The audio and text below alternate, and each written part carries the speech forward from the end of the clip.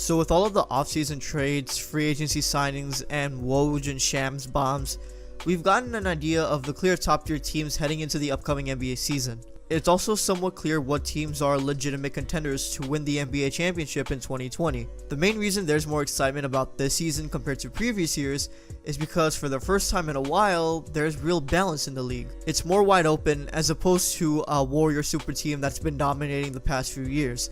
And because of that, there are many teams where you can make the argument that they could make a title run this year. In this video, I'm going to be giving you guys 5 teams that I believe can win the 2020 NBA championship. There are plenty of teams you can make a case for, but in my opinion, these are the 5 teams that have the most realistic chances. Again, keep in mind this is just my opinion, so your 5 teams might be different than mine. But with that being said, let's not waste any more time. My name is Maz, and this is the NOS 5.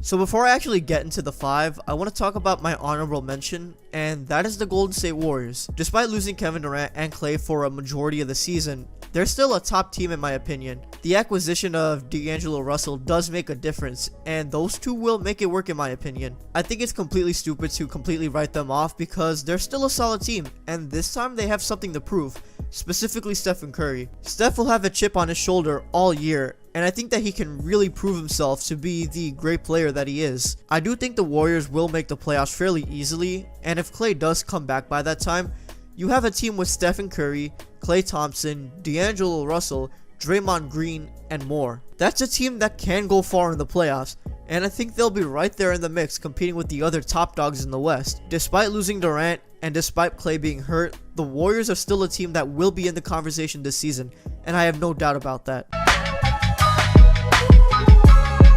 The Houston Rockets have been in the discussion as contenders for a couple of years now. In 2018, they had a 60-plus win season.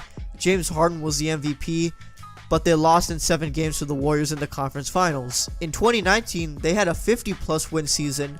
Harden was the runner-up for MVP, but again, they fell to the Warriors. But with this upcoming season, things are looking better for Houston, and it's mainly attributed to the acquisition of Russell Westbrook. There's questions about whether or not this duo would work out because they're both guys that do need the ball in their hands to be the most effective, but I think otherwise. I think the fact that they are good friends with good chemistry helps a lot, and I do think that they'll adjust their games to fit the other. The Rockets didn't really give up many actual pieces other than a slew of draft picks, so this team is almost the same, just adding another elite point guard to the mix. You're also talking about great role players who will make a big difference in a game.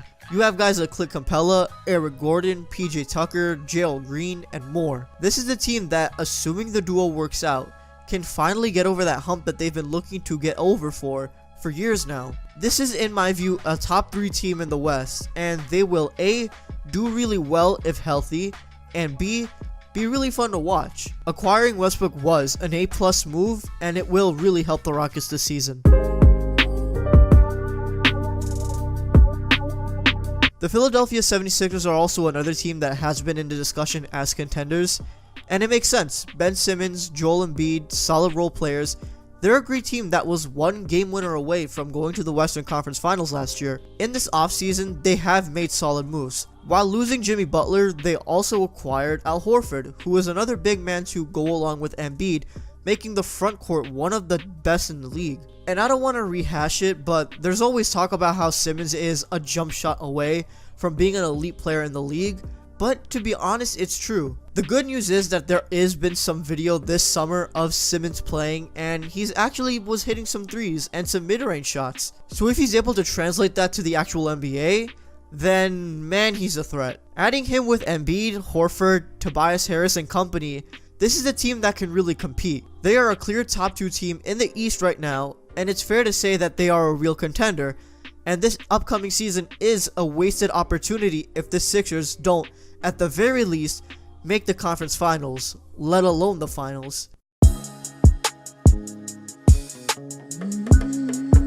The LA Clippers have made arguably the biggest moves in the offseason. There was always talk about Kawhi going to LA, but it was about the Lakers. So him signing with the Clippers was a shock. But not only did the Clippers get the reigning Finals MVP, but they also traded for Paul George, who was being recruited by Kawhi. And overnight, the Clippers went from being a team that barely made the playoffs last year to one of the best teams in the league. Obviously, a team with two elite players like PG and Kawhi are going to make a team great, but that's not all. When you look at who they've managed to keep, you realize, oh shit, this team is amazing. They kept Patrick Beverley, an incredible defender, Montrezl Harrell and Ivica Zubac, two big men who have both had great performances last season, and you have the incredible six-man Lou Williams. The Clippers are looking like the best defensive team in the league, and they're going to be a force to reckon with. I mean, just imagine trying to score on a team with Kawhi Leonard, Paul George, and Patrick Beverley.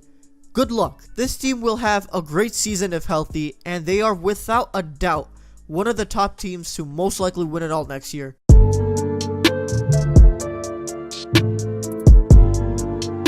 As of right now, the Milwaukee Bucks are the clear frontrunner in the East, and it makes sense. They had the best record in the league last season, they made a trip to the conference finals, Giannis is the reigning MVP, they're definitely the favorite to go out of the East this year. Giannis has developed into an absolute beast, and we all know that. We've seen what he's been able to do. The main difference for the Bucks this season is that they only really have one other competitor in the East, and that's the Sixers. They don't have to worry about a Raptors team with Kawhi Leonard, and for at least this coming season, they don't have to worry about the Nets, until Durant comes back at least. So they're going to be the team to beat. I do think losing Malcolm Brogdon was a little bit of a hit, but not a deal breaker.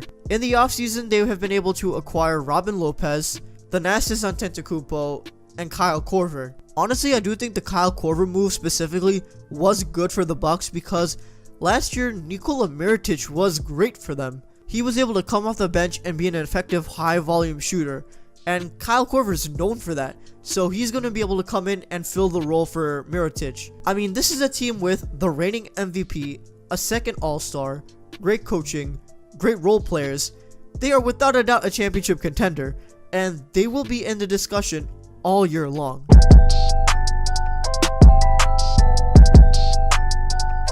If you look at the Vegas betting, the Lakers have the best odds to win the NBA championship in 2020, and in my opinion, I agree. The Lakers were one of the biggest disappointments last season without a doubt. After acquiring LeBron James and having a talented young group of guys, the minimum expectation was to make the playoffs, and that didn't even happen. Granted, LeBron and others were dealt with injuries, but that played a role. You also add the fact that Anthony Davis was on the radar for months, and after plenty of drama, they were finally able to get him. On top of that, they got a new coaching staff. Magic Johnson all of a sudden resigned.